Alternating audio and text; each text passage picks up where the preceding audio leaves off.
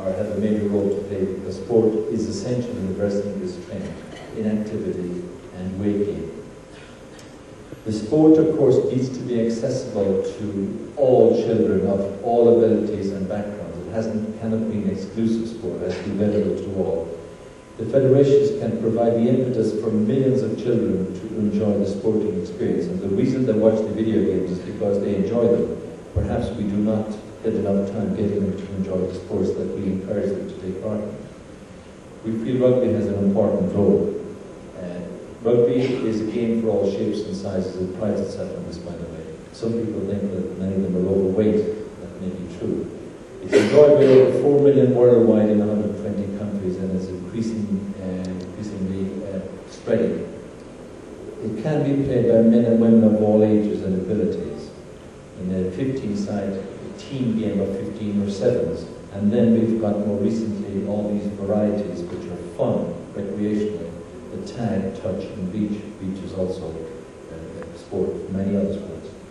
And there's a level of participation, therefore, for all to play. It's not just for exclusive, it's for every age group, both sexes, and mini rugby is very common worldwide. So how can we create a healthy lifestyle for our young? So rugby as a sport for all, supporting a healthy lifestyle. If we try rugby, participation is the first. Participation should be equal enjoyment.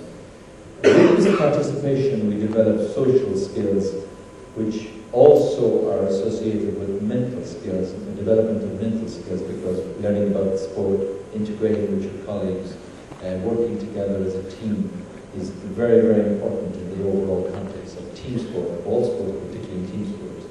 And with this comes the diet and nutritionist awareness, which is necessary if an individual wants to reach the levels of fitness required for the sport. We're talking cardiovascular fitness. Now, when we're talking about all sport for all, we should also remember that before taking part in sport, and particularly if you have an illness or there's a history in the family of sudden death, that individuals should have a medical examination, should have a clearance from the family doctor. Because we frequently talk here about sudden death in sport, but this sudden death in sport is not a specific sport-related problem, it is actually an inherited problem. So we must remember that with the fitness has to fit the performance of the game. So in other words, you have to be fit to play, and the fitness is beneficial. The first steps towards a healthy lifestyle then is to encourage participation and promote enjoyment, and I have to emphasize that. Children of all groups will not take part in anything they don't enjoy, so it has to be geared for their enjoyment. Our studies show that 60 minutes per day children and 30 minutes per day adults is necessary for maintaining a healthy life, and that includes reducing the incidence of illness, controlling many illnesses, and most importantly, improving the quality of life. So, social skills development. If you partake in a team sport like rugby, it stimulates inclusion, stimulates interaction, builds self-confidence. Many people find that through team sports they learn self-confidence. Builds self-esteem, always very important in the young. And friendships are very important. So you form new friendships which are unique to team sports. Then mental skills awareness through participation and structured training. In other words, a systemized approach. You have to learn the rules, you have to learn the team part of the game. So you have key mental skills, self-control, tackles you in contact sport, you have to not retaliate.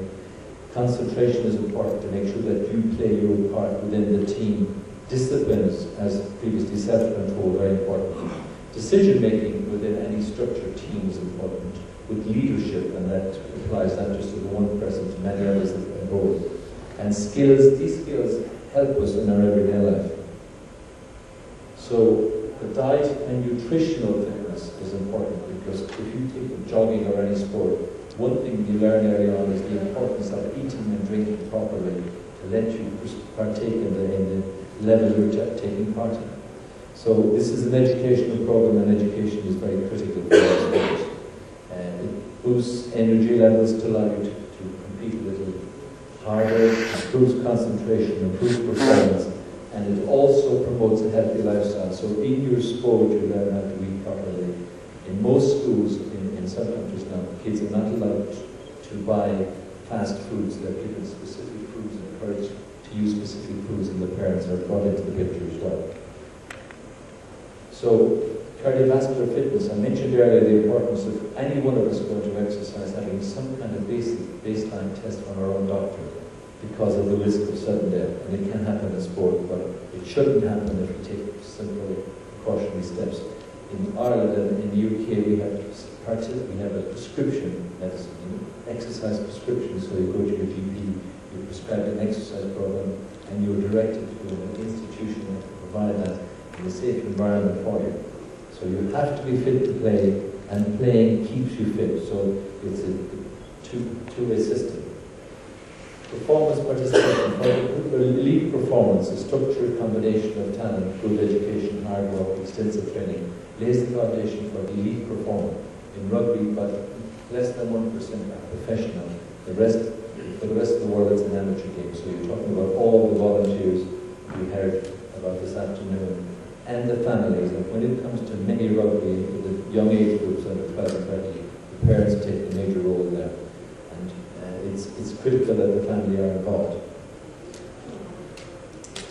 For the majority, long-term participation plays a significant role in the maintenance of a healthy lifestyle. So you learn the good habits. It's not about going to the bar afterwards and drinking and spoiling all the good work you've done in training. So rugby is a sport for all shapes and sizes, can assist in developing a healthy lifestyle. These attributes help at the highest level of performance in the game, the professional game. The fitness and nutritional advice, the routine, regular competition and training, the physiological education learned along the way will prove useful for most people who exercise and continue to exercise enjoy it. It improves their quality of life. Team sport adds another dimension to that. Thank you very much.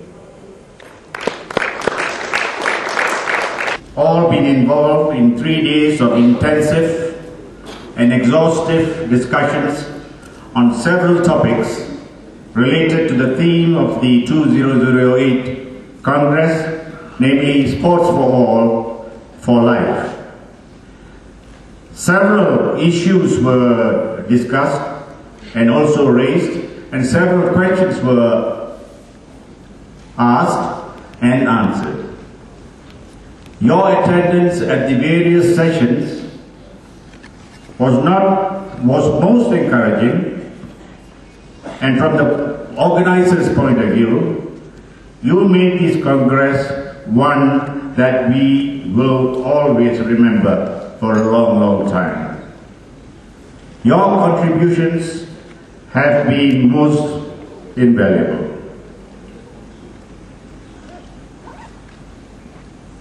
As you leave Kunting, I'm sure all of you would have enriched yourselves with not only knowledge as to what Sports for All really means, but also as to what Sports for All is.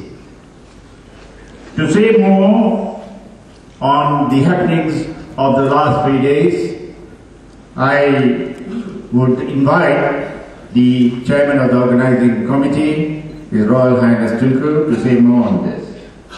So it gives me great pleasure now to invite Tunku to say a few words.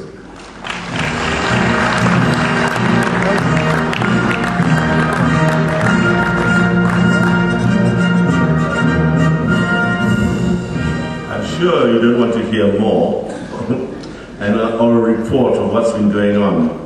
But what I'd like to say, ladies and gentlemen, is that it's been great fun for us in Malaysia, in the Olympic Council of Malaysia, the organizing committee, to really have all of you from so many different countries visiting us up here in Genting Highlands and enjoying the last 3.5 days with us.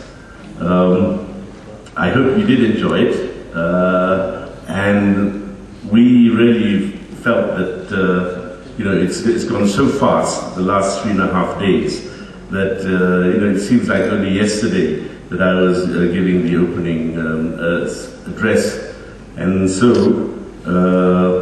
there's, as they say, that if if things go so fast, it means that you really had no time but to enjoy the time.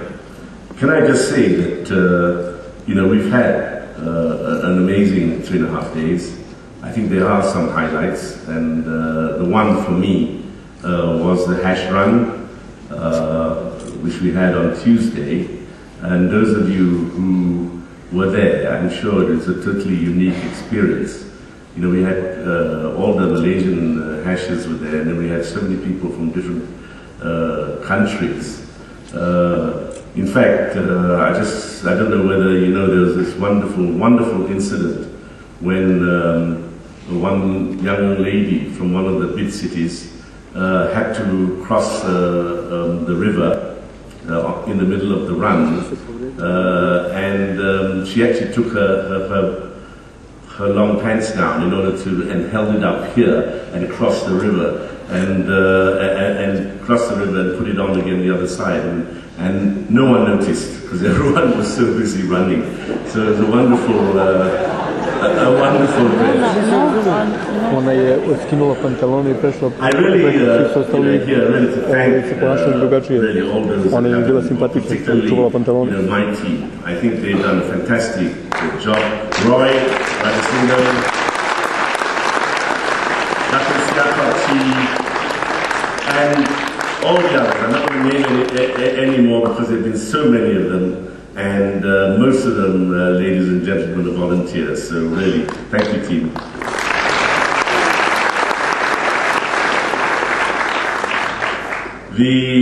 Also, we've had tremendous support from the IOC Sports Forum Commission, particularly its chairman, Walter Treger. Thank you, Walter.